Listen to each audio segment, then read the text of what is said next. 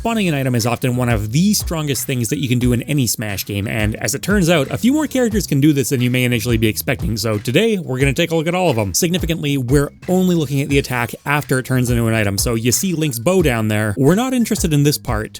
We're just interested in after you pick it up. This is the most modest tier list I've tackled on the channel in a while, and frankly, I could use the break. But if you like the larger ones, don't worry, I'm still making them, and check next month on the main channel for something a bit extra. Just a heads up. For now, let's get into it.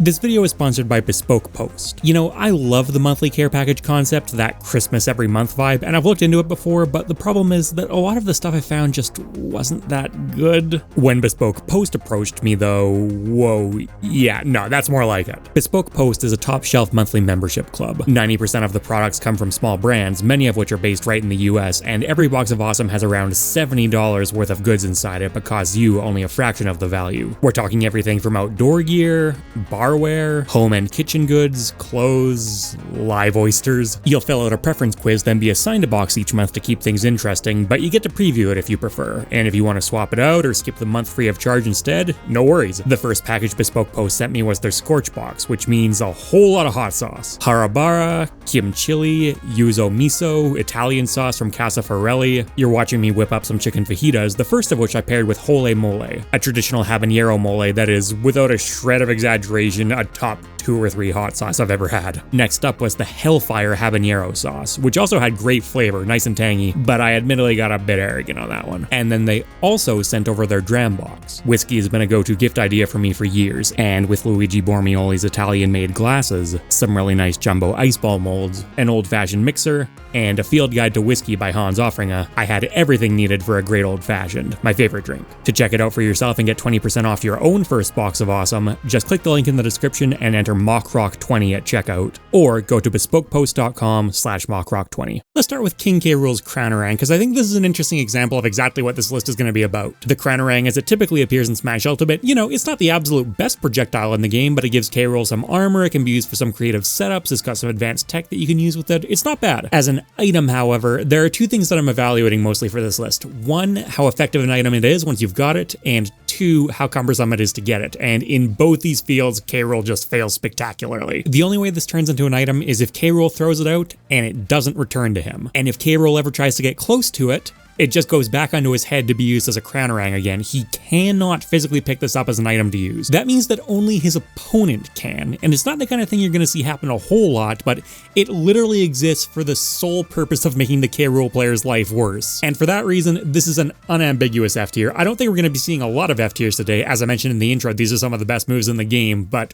yeah, no, there's no redeeming quality here. Just to set the tone for exactly what we're looking at. In the opposite camp, also coming from Donkey Kong, Diddy Kong's Banana Peel. This has shown up multiple times when I'm talking about some of the best moves in the game in videos, and for good reason. Getting it in Diddy's hand, really not that bad. He just pulls it out, and he does need to leap into the air and catch it, so there is some commitment. You can't just do it in the heat of the moment, but really any space whatsoever will get you there. Not that hard to make space either, given how mobile Diddy is, and we are looking at these moves in context today. And yeah, Diddy is a reasonably scary character, but Diddy with a banana peel in his hand, one of the most terrifying things to be facing down in the game. If it connects on a grounded opponent, it trips them, and he gets literally whatever he wants. Use it at low percents to get the combo of your choice, use it at high percents to get a completely free kill confirm, really the world's your oyster, and it's actually not even bad in Ultimate if you landed on an aerial opponent. The peel doesn't instantly despawn in Ultimate, Diddy can recatch it and throw it again, and it leads to some actually pretty impressive aerial combos, even though in the air it works as a much more standard, just disruptive kind of item. It obviously doesn't slip them there. Now, that change also gave the opponent more chances to grab the banana peel, so you certainly do see it used more against Diddy in Ultimate compared to certainly Smash 4, but it definitely worked out in his favor overall. He still gets to control the pace of it for the most part, and it'll still be in his hand far more often than the opponent's. Plus, because it only persists for 2 hits instead of 1, a lot of the time they're not going to get the double dip opportunities that Diddy can get. And that's not even getting into its out of shield use. Diddy has a very fast item toss, frame 7, and you can do that directly out of shield, and then you can also Z drop it behind you, potentially go for some footstool stuff, and he's got the famous angel drop, Z dropping a banana peel off the edge and then going for a down air. Technically, a lot of the items in this video can do that, but Diddy's physics are very well suited for it, and his spike is surprisingly powerful. I think to no one's surprise, yeah, the peel's going up up in S tier where it appears basically every time I have to put it somewhere in a video. Diddy actually has a second one though, the Peanut Pop Gun. And now we're starting to slip back into K. Rool territory. I could not find a way for Diddy to just self-catch this. There may be one out there. I've never seen it in tournament footage and I've watched a lot of Diddy matches. I'll make an amendment if I'm wrong about this, but as far as I can tell, the only way that it becomes an item is if he fires it at his opponent and his opponent catches it. And yeah, that's obviously not good. You don't want to be handing your opponent an item. Now, in his quote-unquote defense, it's not a particularly good item. It's just kind of your standard, hopefully a combo starter at best kind of deal. And substantially, unlike K. Rool's crown, there's nothing stopping Diddy from recatching this after his opponent tosses it back at him, so technically he can get it in his hands, but if you just fire the Peanut Pop Gun at your opponent's shield, it's going to disintegrate on their shield, so there's no additional pressure there and he can't get it that way. There's really not much purpose to this being an item other than your opponent having it. So it's better than the Crownerang, but it has fundamentally the exact same problem, so I don't really think I can go above F tier. It's obviously the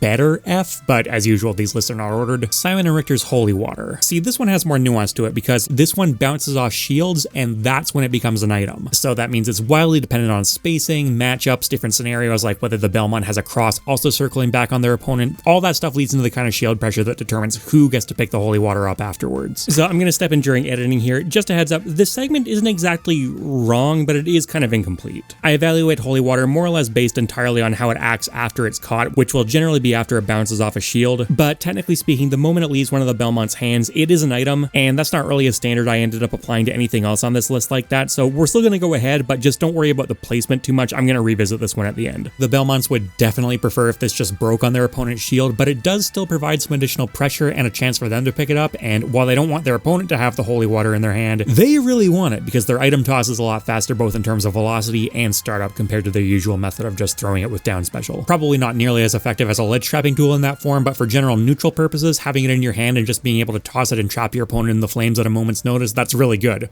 Obviously, I have to add the caveat that your opponent can have all the same stuff said about them though. The reward you get off Holy Water is also very good. Not nearly as good as some people think. It's a bit fake. You can SDI out of some setups, but you still get a lot out of it. There's a huge list of pros and cons on this one, so I think B tier seems appropriate. This may get moved in one direction or the other later on, we'll see. Peach's Turnips. You know, at face value, these seem relatively tame. You just pull it like a standard item. It has a straightforward trajectory, doesn't really do all that much knockback most of the time. You can't even pull one in midair, which is where Peach very often wants to be. It's the only down special item spawn move that works that way, and one of the very few moves in Ultimate Period that does absolutely nothing in some character states. And then you start seeing it actually get used in action, and oh my god, this thing is disgusting. The thing is, Peach has one of the most ridiculous over-the-top combo games that Ultimate has to offer, and the turnip can be used to start them from a safe distance, or be used to extend combos that she's already started, or both. There's so little knockback growth on them that they lead into stuff essentially forever, and however good you think those combos can be, you're probably wrong unless you follow Mutace on Twitter, which, to be fair,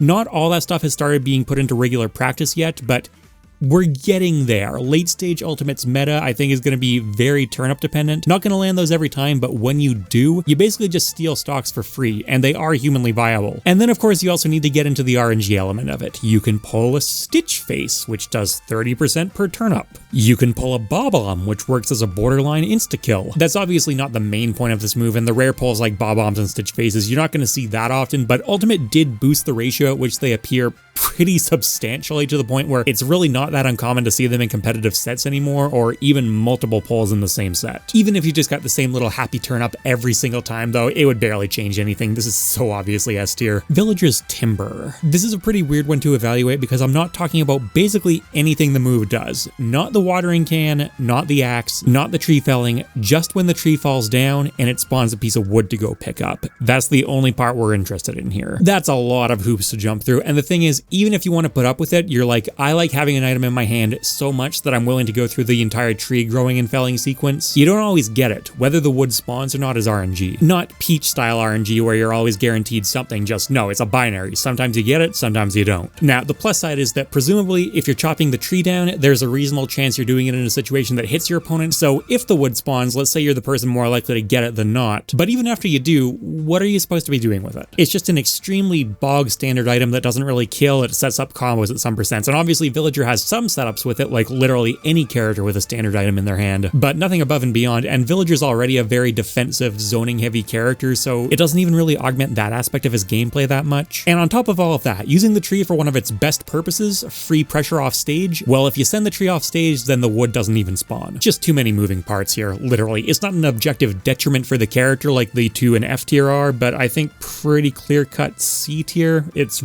extremely underwhelming. You know what's definitely not underwhelming? Link's remote bomb. So let's just cover all the Link's bombs here. And I guess while we're here, we'll throw in Link's bow and arrow as well. I've talked about the remote bomb multiple times on both channels, so I'm not going to harp on it too long, but bottom line, it's just absolutely busted. Some of the freest ledge trapping in the game, toss it up in the air, just toss it bouncing on the ground, where that bounce is an active hitbox the entire time, and if they linger on the ledge, you get to detonate it as well. The ridiculous over-the-top Z-drop combos it promotes, yeah, they're a little bit fancy, but you know, I'm a believer. They're not so technical that a lot of dedicated Link mains haven't figured out how to do them reasonably reliably, and you don't really need to fish for them either. Like with basically everything on his list, his opponent can recatch the item and use it against Link, but it's the only one that has some amount of built-in protection against it, because Link is the only one who can trigger the detonation. And then just to add on even more, it's a recovery booster as well, and it's not the only item we're going to look at that works this way, but it's by far the most dramatic example. It's actually a pretty staple part of his recovery. And then we have Young Link and Toon Link's bombs, and technically these do work a bit differently. Young Link's is a multi-hit, whereas Toon Link's is a single hit, so strictly speaking, the direction that Young Link's pops opponents is a bit more inconsistent and they have a bit of opportunity to SDI. In practice, I don't really tend to notice a lot of difference. The way they're used is different though. Young Link definitely does pull a lot of bombs over the course of the match, but I'm going to say that they're definitely more important for Toon Link's game plan. He's faster and he has stronger confirms out of them, although I'm also going to say part of the reasoning behind all this is he just kind of has to use bombs more than Young Link. His other tools aren't nearly as good. They do lead to a lot of scary stuff. Toon Link's bomb into fair in particular is kind of a signature combo, although at earlier percents in particular, if Young Link lands a bomb, he tends to be able to get much better conversions out of it. The character's just more combo oriented in general. There is some tech you can do where you can lay them on the ground kind of like a mine, although that's a very poor man's version of Link's. And they both bounce off shields while still being active, so similar to something like the Belmonts, they can provide more pressure, especially because both Links are also going to be slinging other projectiles at you at the same time. And then we have Link's arrow, which I think is kind of a fun little Easter egg that doesn't really contribute a whole lot to his game plan. The setup time for it isn't horrible. Technically, anytime you knock your opponent away from you, you can get an arrow in your hand if you want it. The big question is just, why would you want it? It has very little hit stun. Not none. There are some setups Link can do with it, but they're very limited. He's pretty slow and has poor frame data. And I'll even count the double arrow you can fire, because technically it is a use for the item. And frankly, I think a lot of the time I'd rather just be throwing it. It really just doesn't do much besides give Link's arrows slightly more coverage and slightly more damage, but the standard bow and arrow is already not the most lean on aspect of his kit. Powering it up slightly, and I do mean slightly, really doesn't come into play all that often. Alright, placements. So, shocker, the remote bomb is going up in S tier. Arrow, I'm kind of debating between B and C tier. I think I'm going to go C tier though. It's not no hassle to get it, and even if you do, it just doesn't do all that much, and the real killer for it is if you're holding an arrow, you can't hold the remote bomb, and it's not winning that popularity contest. There are technically some scenarios where, you know, you could have the remote bomb planted on the ledge or something like that, and you still want something in your hand, but let's be real, most of the time you just want the remote bomb. And then we get to the other bombs, and I'm kind of struggling a bit with these. They're very good, and for Toon Link in particular, they're the centerpiece of his game plan a lot of the time, but the competition is really stiff for a list like this. Compared to the just insane versatility of the remote bomb, and then you've got the turnips, which can open up essentially 0 to deaths, and the banana peel, which can be used for insane ledge trapping and big combos. I think a pair of items that say, hey, congratulations, you threw me and I connected. Pick a follow-up hit. Provided it's a pretty quick one, they're just not quite at the same level. You can use them for recovery purposes as well. If you keep holding onto them and they explode in your face, it refreshes your up special, and both these links can have pretty exploitable recovery, so you really are looking for every bit of help you can get, but my god, describing them as poor man's remote bomb recovery doesn't even begin to cut it. Their fuses are just too long to be reliable. You need to be pulling them out way ahead of time, so I think that actually drops these down to A, which feels a little bit strange to do. I've always held them in very high regard. They're solid, dependable workhorse items, but S tier's cracked, what can I say? I'll finish up the Zelda squad here with Sheik's Burst Grenade. I think the Burst Grenade as a general attack has turned out to be a lot better than I originally gave it credit for, but as far as being an item goes, this is another very weird case where the only way you can actually have it spawn is if Sheik takes damage while in the middle of the attack. And what that means in practice is your opponent is going to get first dibs on it, which, as we've had to talk about already, that's not good. Other than that, it's another surprisingly bog standard item. I'd kind of expect it to blow up like it does if you use the Burst Grenade normally, but that doesn't happen. barely matters anyways, because this is a scenario you almost never see, and even the vast majority of the times that she does get hit, the burst grenade is just going to fall off stage because you tend to be using it off the ledge. But when the stars do align, they're generally aligning for her opponent, so F tier. Wario's bike. Yeah, you know, this is surprisingly good. Seeing Wario's bike get optimized more and more as an item is one of his more interesting developments in Ultimate's meta. It can be surprisingly hard to stare down in the neutral, but it's particularly good for ledge trapping and edge guarding. It's a heavy item, so it hits quite hard. It's got a relatively slow throw speed, but in those scenarios, you're generally in a position where you get to kind of dictate the pace anyways. You can use it to set up some ping pong combos, throw the bike into the air, down throw your opponent, and they'll be rebounded off the bike and you can hit them with whatever you want. And then attacking it induces a fair amount of hit lag, which Wario can actually use to his advantage to extend the duration that his waft is active for. That's a tricky one. The main issues with this one are that A, it's a bit cumbersome. That's not the end of the world, actually totally expected, but B, it's also a little bit of a hassle to set up, and it potentially exposes the bike to being destroyed. And that can be a problem because Wario can't respawn it instantly in Ultimate. You're locked out of it for a few seconds, which is not necessarily disastrous, but definitely a situation you're trying to avoid. I think it's too finicky to go anywhere besides B. It definitely doesn't hold a candle to the Link's bombs, but you know, for what it does, it's quite solid. Speaking of bombs, Banjo-Kazooie's rear egg. This one's functionality on contact is essentially identical to the Link's, but it does have some pros and cons in terms of setup. It's not as simple as just pulling it out and having it in your hand. You need to spawn it as an active projectile and then catch it. If you're in the air, you can do this quite quickly, but there is definitely more setup involved. But because it is spawned as an active projectile, when it comes out at quite a nice angle and bounces along the ground erratically, it gives you a lot of coverage that the Link's bombs don't really offer, and also has a lot of application in B-reverse setups and stuff like that. His kit is pretty well set up to take advantage of it too. He has much heavier attacks than the Link's. Wonder Wing in particular can be confirmed out of this, which is far more devastating than anything they can do, and it has a relatively short fuse, and you can take advantage of this alongside Wonder Wing's invincibility to cover yourself. It's really good for trapping your opponent. It's really good for covering your own return to the stage. I think I would put it above the Link's bombs. Would I put it so far above them that it's slipping up into the next tier? No, I don't think it can quite hang out with them. You know what I'm going to do though? I'm going to put it in A, but I'm going to put it in A+ tier. We got another kind of similar thing going on with the Mecha Koopa. This is a bit of an odd one compared to the other explosives we've looked at. Obviously, it starts walking when it comes out, but essentially as soon as it's spawned, it does function like an item, so we're going to look at all of it. Kind of similar to the rear egg in the sense that Bowser Jr. has a setup to turn it into a traditional throwable explosive, or alternatively, it has trapping applications. The setup to get the throwable explosive is not particularly generous compared to Banjo though. You need to either let it go and then run forward quite a bit to pick it up, or you need to let it go close to a ledge and pick it up as it's coming back to you, which is obviously not always available. That's a pretty substantial difference. Both Bowser Jr. and Banjo can linger around in the air for a while. They've got burst movement options, they've got multiple jump options, but only one of them can pluck an explosive in midair that they can throw down to cover themselves. And then even once Bowser Jr. does have the Mecha Koopa in his hand, the angle that it sends your opponent at is not really that great. They're mostly launched sideways rather than popped up, so combos can be hard to connect. If it connects on an opponent while it's walking around as a trap, it's much more generous because yes, it still sends them at that horizontal angle, but first they're popped up into the air, so you have actually quite a bit of time to follow up on. But in that state, your opponent can shield and then it just flops awkwardly at their feet, and that actually gives them the perfect opportunity to pick it up and use it against Bowser Jr. Not feeling this one nearly as much. It's clearly better than everything in B tier, and it's still a pretty staple move for Bowser Jr., but I'm definitely going to say this is the worst A tier so far. Let's just wrap the explosives up with Snake's Grenade. Hey, quick question. Would you like a frame 1 combo breaker? How about an insanely versatile neutral control and pressure tool that you can have 2 of out at once? One that pops your opponent straight up into the air, which leads to insanely easy confirms on a character whose moves do incredible damage output. One that you can walk around with, drop, regrab, rethrow, bounce on the ground, plant at the ledge, use for B-reverse applications. Yes, Snake's Grenades are clearly the most impressive traditional explosive, and I don't think it's close. Whether you want to call them better than Link's Remote Bomb is very tight, but if you want to say they don't belong in S tier, I'm just going to call you straight up wrong. Robin, you've got the Levin Sword and you've got the Tomes. Functionally, these are very straightforward items. Move how you expect, knock opponents back how you expect, open up combos like you expect, and probably most notably, you can throw an item and use it to set up for Thoron. The thing is, obviously, all of these setups are entirely dependent on exactly which items you have available, because the only way that Robin gets one of these in their hands is to burn through their resources, whether that's a Tome or the Levin Sword, which means obviously while it's burned through, they can't use it until it respawns. Because they don't always have all their resources available though, this means that even though they are a zoner, and even though Thunder is a very fast zoning tool,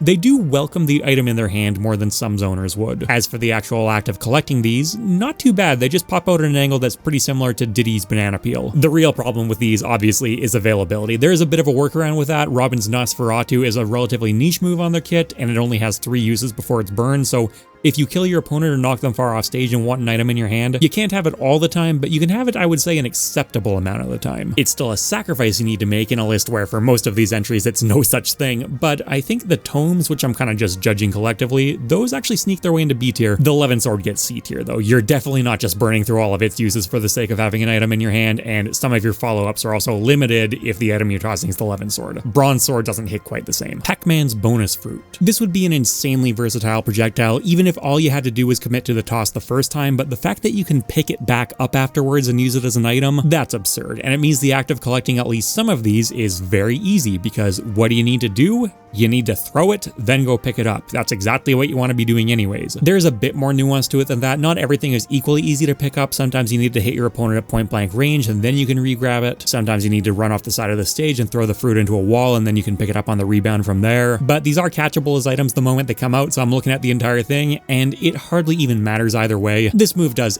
everything, and I'm not even exaggerating. Between the different fruits, you can cover essentially any use case you could ever ask a projectile to do. The insane extended combos of Galaxian, the brain dead bread and butter kill confirms of Bell, Key just straight up being a kill move, Melon controlling space for as long as you could possibly need it to, the ways that all of these interact with his fire hydrant in different situations, easy S. Mega Man's Metal Blade. Fairly unique projectile, it's a multi-hit that can be thrown at different angles. I think probably most comparable to the Little Link's bombs. It's not as easy to set up in your hand passively as a proper item, but it's still really not that bad, and you don't actually need to a lot of the time because you can just throw it instantly. Probably the thing that makes it stand out the most from the bombs is you can throw it at a downwards diagonal angle, which makes it very scary on jump in at different angles than the Links can do. Also, a very big thing that it has over the bombs is that it's persistent. It can hit your opponent and then you can pick it up and use it again, and this opens up some cool extended set plays, kind of like Link can do with his bomb. Very unfortunate point about the Metal Blade's persistence though is, unlike the remote bomb, it's random, or at the very least inconsistent. You can only connect it a couple of times and then it disappears again and you never know exactly when that's going to be. That can still very often be good enough, and Mega Man Sure You Can Up Tilt in particular is fantastic payoff, but it is something to consider. The other thing to consider here is that unless you're hitting your opponent at quite close range, it's actually just not that scary. It's a multi-hit, so yes, it does lock your opponent in place for longer than you'd expect for most items and does lead to follow-ups, but compared to the Little Links, whose bombs have much higher hit stun overall and are also much faster on their feet, they can chuck it from a pretty good distance and follow up behind it, whereas Mega Man, he kind of needs to be in your face to get much done. It also has a lot less synergy with his other projectiles. There are some pretty good pros and cons to this one compared to the Links, so I think it belongs in the same tier as them. And then that just leaves us with the Gyro, an item that you'd expect to be relatively simple, right? When it's actually thrown as an item, it's just bog standard. And then its secondary use, throwing it on the ground where it persists, is a nice little trap, but not the most elaborate one in the game by any means. But then you get into the fact that Rob's down tilt is the perfect tool to set up into ping pong combos off the grounded gyro. Or you can drop it on the ledge, run back a few feet, and start charging his insanely powerful up smash. An easy bake ledge trap that covers a lot of options at once. The things that moved it into just ludicrous territory in Ultimate though are his neutral air and his arm rotor. These all come together to let Rob carry his opponent halfway across the stage and kill them from basically any percent, and he could do this with any item in his hand, but the fact that he gets to spawn his own so it's always available is just so much. And then even just firing it as a straightforward projectile is still pretty good. Not too much kill power, but it hits people a lot and you can use it to snipe opponents off stage pretty comfortably. The biggest strength of the gyro in Ultimate is definitely having it in your hand though, and there is some setup time. You gotta fire it and you gotta run forward and pick it up, and Rob's not the fastest on the ground, but it's a pretty small price to pay. Anytime you knock your opponent away, this is just trivial to set up. When I covered the gyro in my chargeable projectiles tier list a while back, I said that even though all of its individual traits are relatively banal, the way they come together left me with no choice but to use S tier for it, and I gotta make the same call again. Gyro in Ultimate has no business being as insane as it is. Checking out the list after everything came together, yeah, it looks a bit top heavy, but hey, that's fair. Like I said, these are a lot of the best moves in the game here. And then back to the Holy Water. So it's a fantastic ledge trapping tool. Like with its combos that I mentioned earlier, some of that pressure can be a little bit fake. You can wait it out, but there is counterplay to waiting it out as well. And if you position it just perfectly so it falls past the ledge, it will still hit people. I've actually seen quite a few Belmont players talk down on this a bit, and you know, it's kind of unfortunate that such a staple tool of theirs has some weaknesses, but nevertheless, it is absolutely a staple tool of theirs and it creates incredible ledge pressure. That's an awful lot of what it does right there though. Now it does have some application in neutral. It sends at a nice angle to go off the Pokemon Stadium platforms and stuff like that. As a rough guideline though, the Belmonts use their other tools to push an opponent to the ledge, and that's when the Holy Water starts coming out with more regularity. So definitely a bit more niche than some of the moves on here. The niche it fills is pretty fantastic though, and it definitely has a lot of valid applications outside of that, so I'm thinking A tier for this one. And that'll do it for today. thanks for watching everyone, and let me know what you thought of the list. Likes and comments are a huge factor that YouTube uses to gauge whether a video should be passed around to more people, so if you think this one deserves it, much appreciated. You can check out another tier list video here, video on my main channel going over a top to bottom Ganondorf rework here, and patrons, YouTube members, and Twitch subs get perks like early videos and Discord access. Later, people.